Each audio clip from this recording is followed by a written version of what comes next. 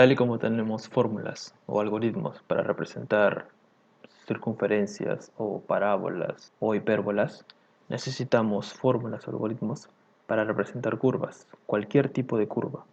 En este problema trabajaron dos matemáticos, Bézier y Castelot. Ambos trabajaron de forma independiente, ya que trabajaban para empresas diferentes. Sin embargo, ambos llegaron a lo mismo, que son lo que hoy conocemos como las curvas de Bézier. Llegaron a lo mismo, pero por caminos diferentes.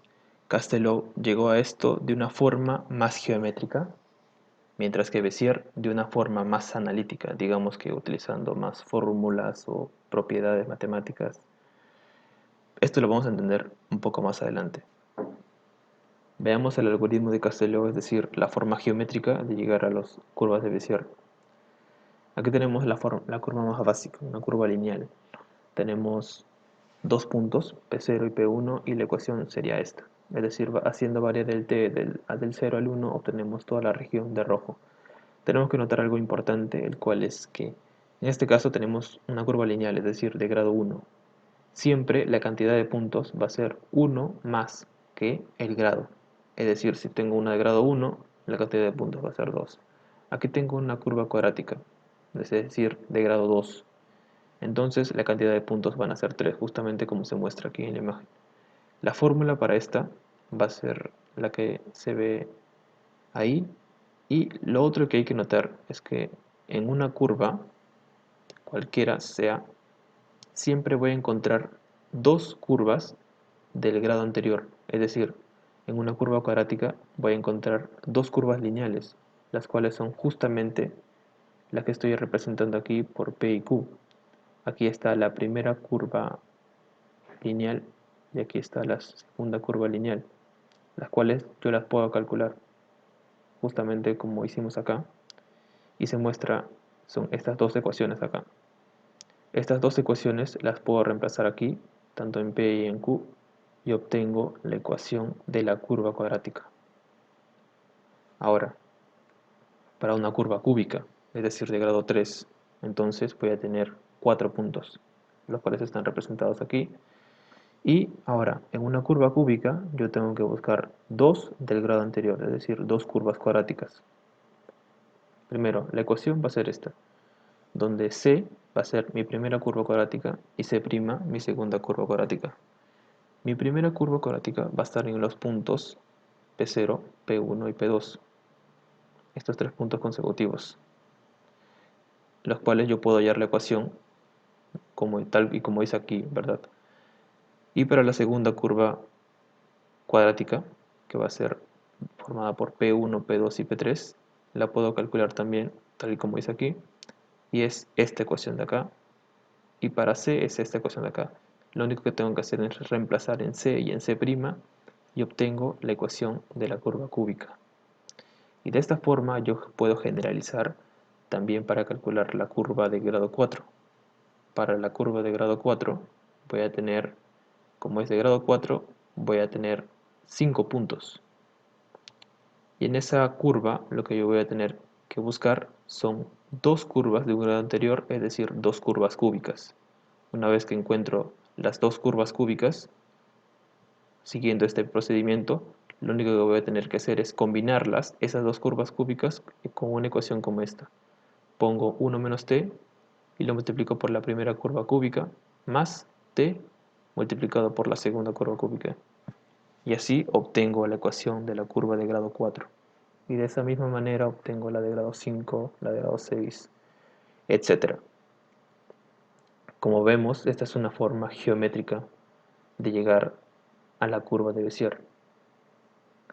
Ahora, vamos a hacer el procedimiento de reemplazar, en este caso, por ejemplo, en la curva cuadrática, para ver cómo es que se vería cómo es que nos quedaría la ecuación.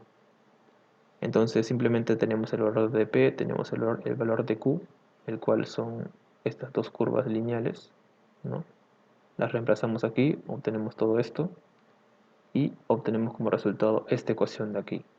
Ahora, esta es la ecuación de la curva cuadrática. Yo puedo hacer variar el t del 0 al 1 en toda esta ecuación y voy a obtener toda la región de rojo.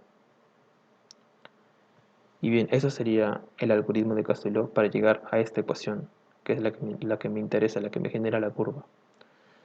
Ahora vamos a ver con Bézier.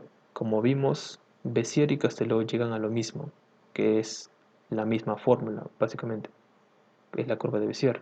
Pero, como vimos, Castelló lo hace de una forma más geométrica.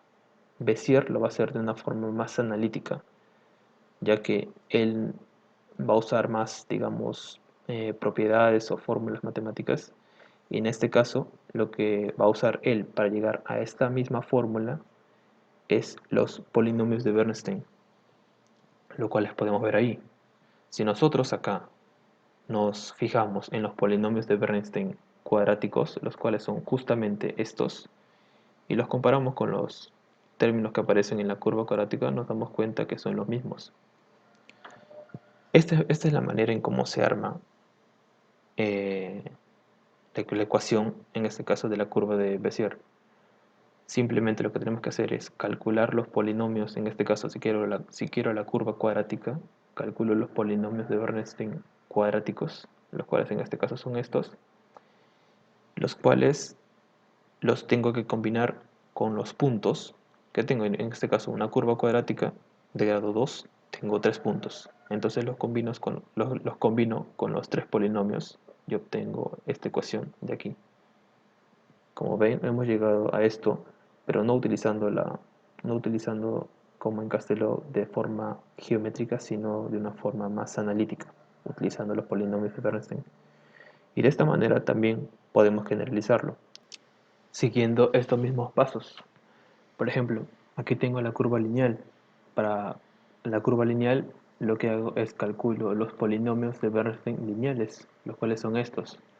En una curva lineal yo tengo dos puntos, entonces los combino justamente con los dos polinomios y obtengo la ecuación. Para una curva cuadrática busco los polinomios cuadráticos de Bernstein y los combino con los tres puntos que va a tener una curva cuadrática.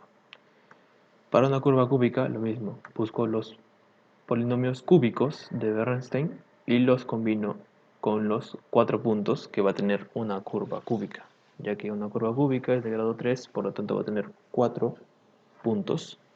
Y esos 4 puntos los voy a combinar con los 4 polinomios cúbicos, en este caso de Bernstein.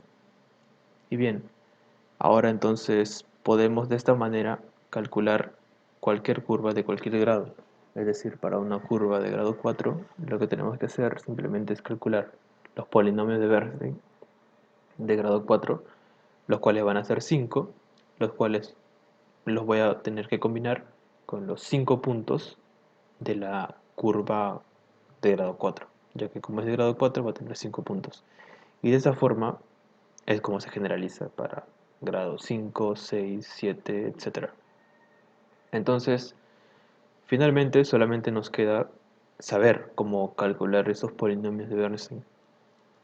Y para eso seguimos esta fórmula de aquí, en los cuales, si nosotros queremos los polinomios de Bernstein de cualquier grado, este grado va a ser el n.